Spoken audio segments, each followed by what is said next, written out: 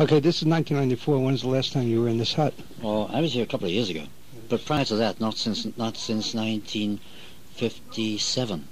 What is your sensation when you open up the door to come in? Or what are your first memories, as it were? A little human interest there. Yeah, oh, it's just, all the spirits are here already.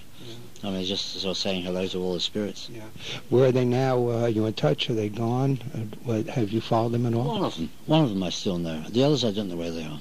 They've just sort of scattered. Yeah, that's right. And not much cooking, kind of basic and all that. Okay, we're about to go. The last Zodiac is going. Some of this stuff is, as you explained to Marsha Green, is new since you came here. And there's a water bottle missing. Talk about the hot water bottle before we go. Water bottle. I don't know. I don't remember ever having seen a hot water bottle here. But last time I was here 2 years ago, there it was. So, of course, I then had to explain to everybody that it wasn't mine, because I was far too tough to have something like that. But, of course, I couldn't really explain. There was no possible explanation for why it should be here. Now, oddly enough, I can't find it this time. It's gone. Do you plan on coming back? You'll be back again soon? Hopefully in about a couple of weeks' time. Oh, so you'll be right back. Yeah, but then for how long after that, I don't know. Maybe another 37 years. Finishing up in Wally's hut, my group of 7 headed up an embankment, a slope about 100 feet up, a nice gentle slope. The ice was indeed easy to walk in. It was packed ice. There was no knee-deep problem heading up the slope.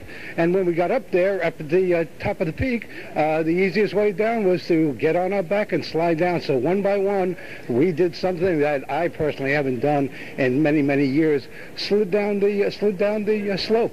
And coming up right now is the slide itself.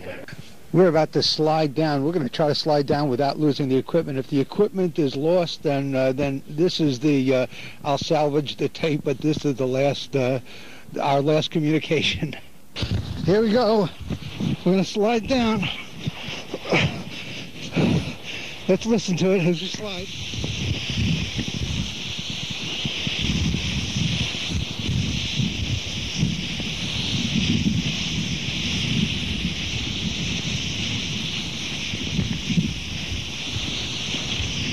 Watch out below! Whoa! What the? Lord Shackleton, son of famed polar explorer Ernest Shackleton, called Wally Herbert a phenomenon, a man who has traveled further and more uncomfortably in the polar regions than any explorer alive today. And His Royal Highness, Prince Philip of Great Britain, called his 1968-69 16-month, 3,800-mile trek with 3 companions and 40 dogs, the first surface crossing of the Arctic Ocean pack ice, which historians call the last great journey on Earth, and the first on foot from Alaska to Spitsbergen via the pole of inaccessibility, a great triumph of human skill and endurance. We're with Wally Herbert now.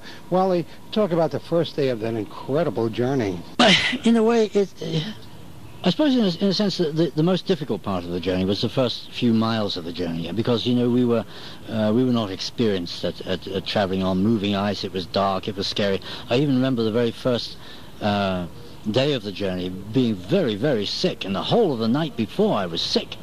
And I imagine it's very similar to in World War I, when they were waiting in the trenches, to have the whistle was going to blow and they were all going to run up over the parapets and go charging across no man's land. It was that kind of a thing, because we had absolutely no way of knowing whether we were going to survive this journey. I mean, no one had ever attempted it before.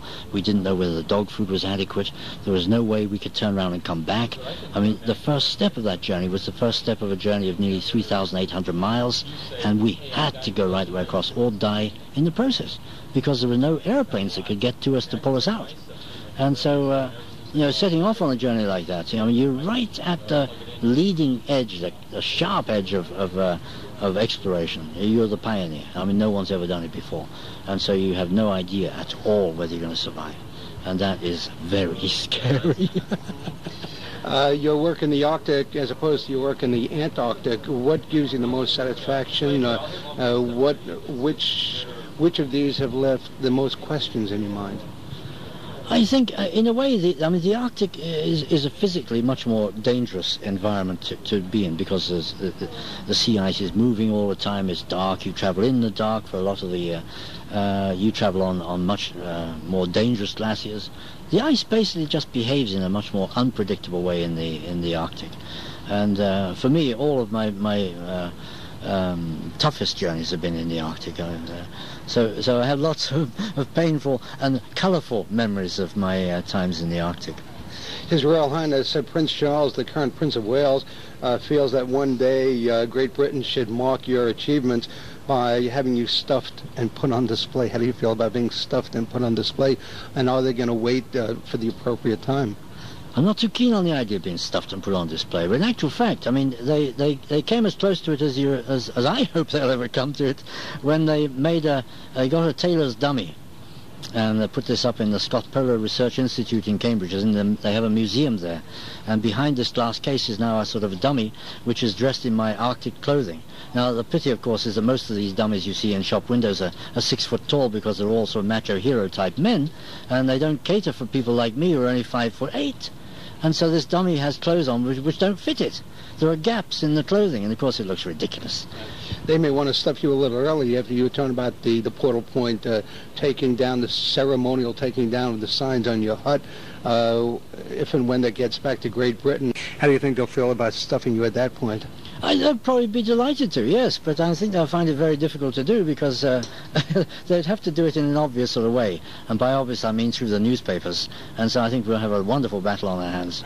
Listening to your lecture just now, I remember watching with my family. My daughter was a year old at that point, watching Neil Armstrong land on the moon. And at that precise time, you were winding up in the North Pole for one of your great successes, but you were overwhelmed, I guess, the news because of Neil Armstrong being an international story. And when you arrived for the victory celebration, 2 women in a pushchair with their head, what were your feelings then?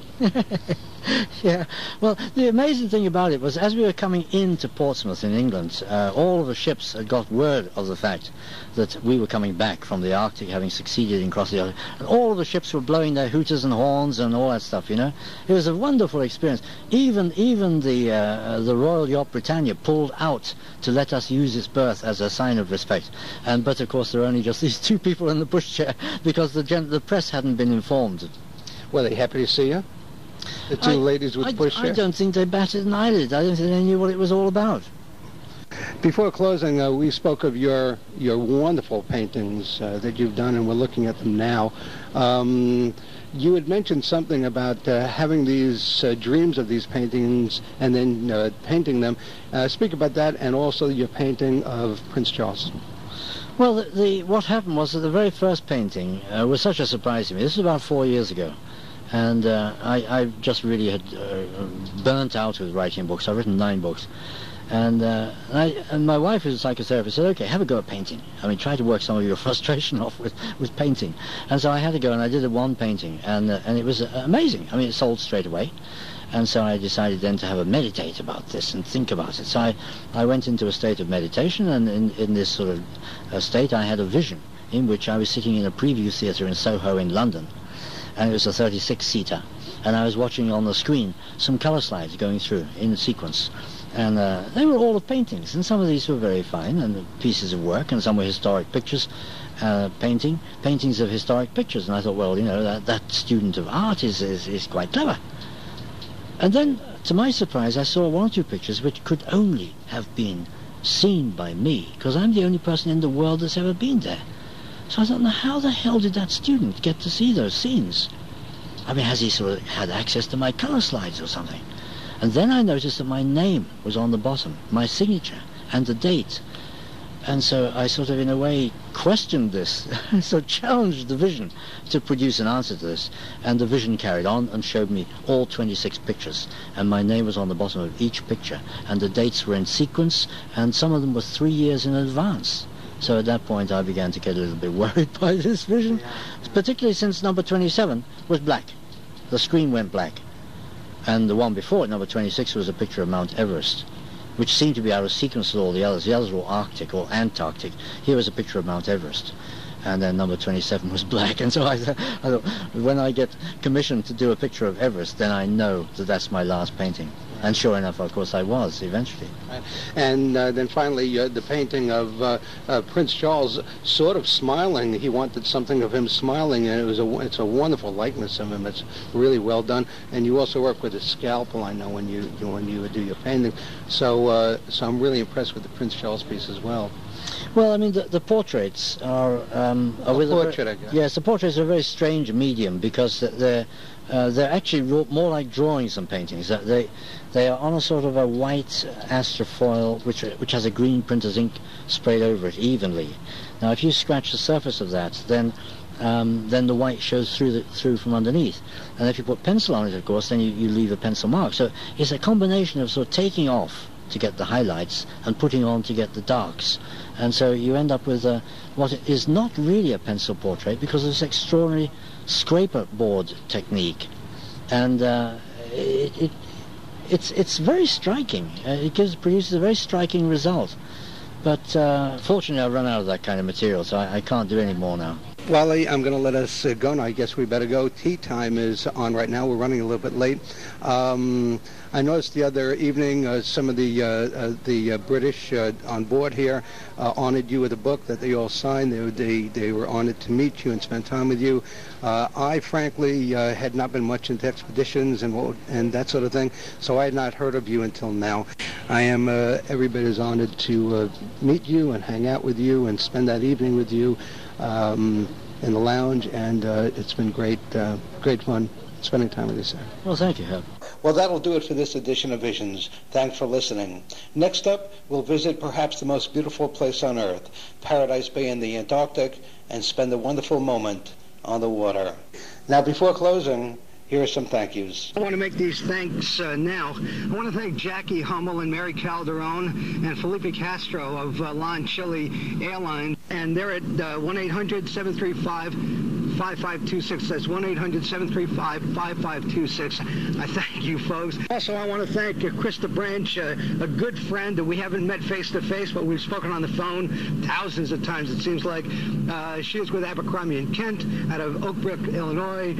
They've set this whole thing up and helped me with Lon Chile Airlines. They introduced me to Lon Chile, Mary Calderon, Jackie Hummel, and Felipe Castro. Their number is 1-800-323-7308. That's 1-800-323-7308. They're really good folks, and they can give you the world. These people are great. Again, 323-7308, 1-800. Also, I want to thank Ray Lugo Sr. for the free studio time, and my daughter Kimberly, who gave me a chance. I love you, Kim. Finally, I want to thank you, my listeners, for your time.